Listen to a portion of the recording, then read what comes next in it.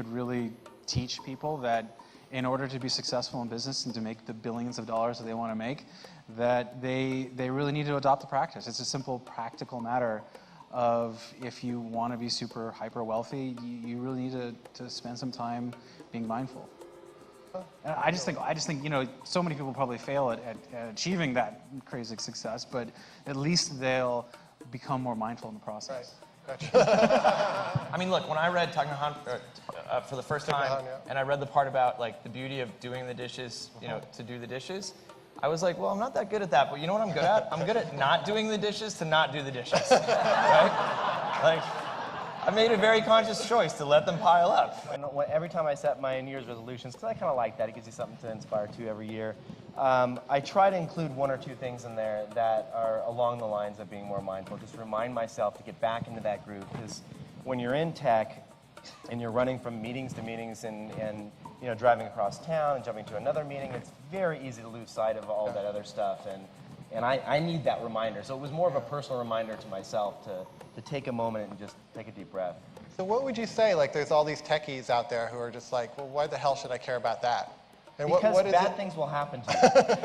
Like, it's seriously, it does happen. Like, people say, it's funny, they're like, oh, that's great, you got the cover of Business Week, and I'm like, yeah, you don't know that I went to the doctor last week because I had heart palpitations because I'm so stressed out about all this pressure that's on me, It's not about technique. It's about living life as if it really mattered, and there's no end to our imaginations.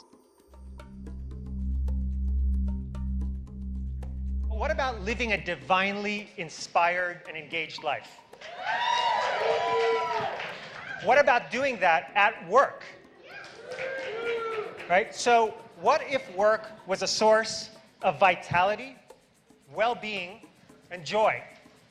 Here's the $64,000 question. How many of you would say, given that demand is higher than it's ever been, that it's only going to get higher, that your capacity to meet that demand is going to rise right along with the demand? Now, isn't that interesting? Isn't that interesting? Why is that? We know it's not going to happen, don't we? Why haven't we been more concerned about that? Well, because we've taken capacity for granted. We've done it in the external environment, and we've done it in the internal environment. Very little time exists to slow down, to get out of our heads and into our bodies and start to notice the intelligence and connection to something bigger than ourselves that exists and supports us. Our bodies are constantly offering brilliant information that we miss because we are just too busy. To tell people that, you're running a marathon and not a sprint is a bit meaningless, really, because we're always sprinting. And at least for some number of years, I suspect our organization will always be sprinting. If that's true, we need to find a way to help people understand the value of the pause.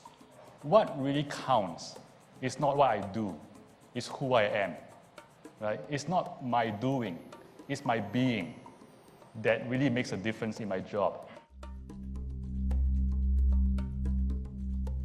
My experience is that technology typically doesn't change human nature.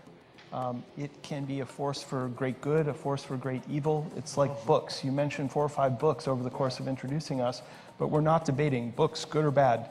Books are good and bad. Right. And there's pulp fiction, and you can dive into all kinds of follies, or you can get the wisdom that transforms your life. And I think as these different forms of media pervade our lives, they will be used in ways that create revolutions, and they will be enormous time wasters. And we have a responsibility. I think that was a great point, that we have a responsibility to educate people as to the positive impact that they can have on the world, and to ensure that those that are conscious are using these mediums to have a positive impact on the world. Conferences like this, to me, are vitally important, because if we've got this great, big, broad social outreach opportunity, but what we're infusing into what it is that we're tweeting, writing, creating is still filled with division and separation, we're missing the opportunity. But if we can utilize this opportunity to bring information out that is supportive and inclusive and draw people in who share that kind of deep understanding, that deep tie, the world will change. I went to the woods because I wished to live deliberately, to front only the essential facts of life, and see if I could not learn what it had to teach, and not, when I came to die, discover that I had not lived. And I think that's what this conference is all about and what this work is all about.